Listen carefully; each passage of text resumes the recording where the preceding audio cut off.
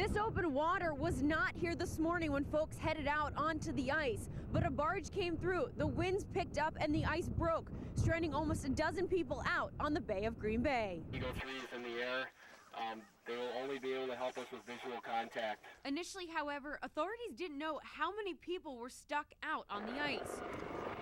So Eagle 3 and the Coast Guard were called in to help search for those stranded.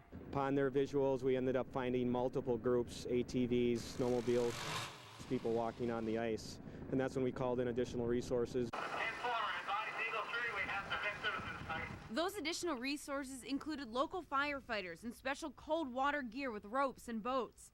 This group was able to pull 6 people to safety just off of Fox Lane. Command, people have been picked up here. Jerry Holbach and his wife were 2 of those rescued. Oh, I was willing to spend the night in the ice shanty. I got a lot of wood out there. We'd just been a little hungry, and we still don't know if it would have floated back up again right away. A couple miles south of Fox Lane, just off Bayshore Road at Shoemaker Point, a Coast Guard airboat pulled up and rescued 2 more men. This is probably one of our most complex, difficult ice rescues that we've had to perform in quite some time. Whenever you have multiple groups spanning miles of shoreline, that's when you need additional resources. In all, 8 people were taken off the ice, all of whom were shocked to learn they had been stranded.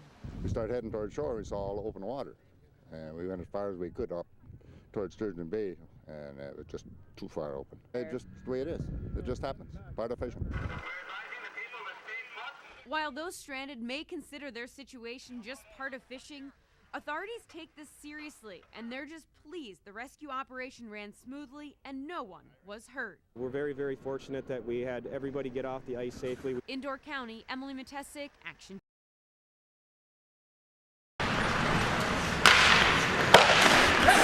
Usually firefighters and police work together, but not tonight. We're going to have a lot of fun, but there's a lot of bragging rights on the line here.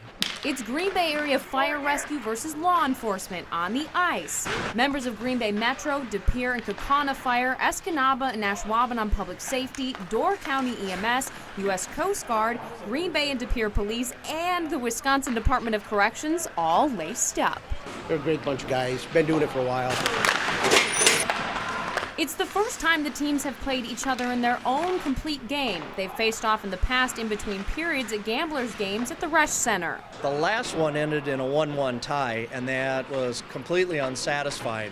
So after that 1-1 tie, all of us got together and said, we need to settle this. The way to settle it, the Battle of the Badges hockey game. Green Bay area police and firefighters were all in for fun at the Cornerstone Community Ice Center, but it was also a test for what could be a future charity event. I think it's a great idea.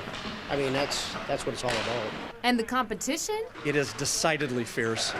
Well, a lot of good athletes on the fire department and law enforcement, sure. But there could only be one winner. In the end, the fire rescue beat the law enforcement 15-6. But there's always the next game. They hope to have big crowds to support charity games. We can't get there right away, so we have to start at some level. Kate Raditz, Action 2 News, Ashwaubenon.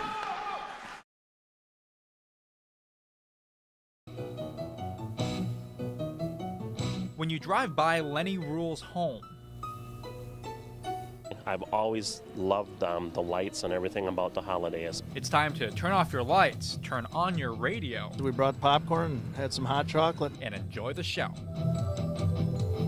This is awesome, just seeing all the different lights and playing the music to go with it. It's just awesome. This is Lenny Rule's home. He says, these lights rule. This weekend and next weekend, there'll be times you can come by here and there'll be 15, 20 cars lined up here. Seeing that much traffic, Lenny says he decided to take advantage of the publicity.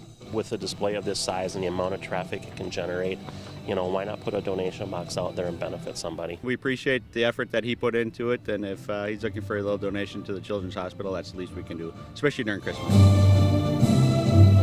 I just think it's wonderful that these people go out of their way. I think that's excellent. That's a good way to share the spirit of Christmas and the spirit of giving. Lenny hopes to raise $1,500 by New Year's. Takiono, Action 2 News, Appleton.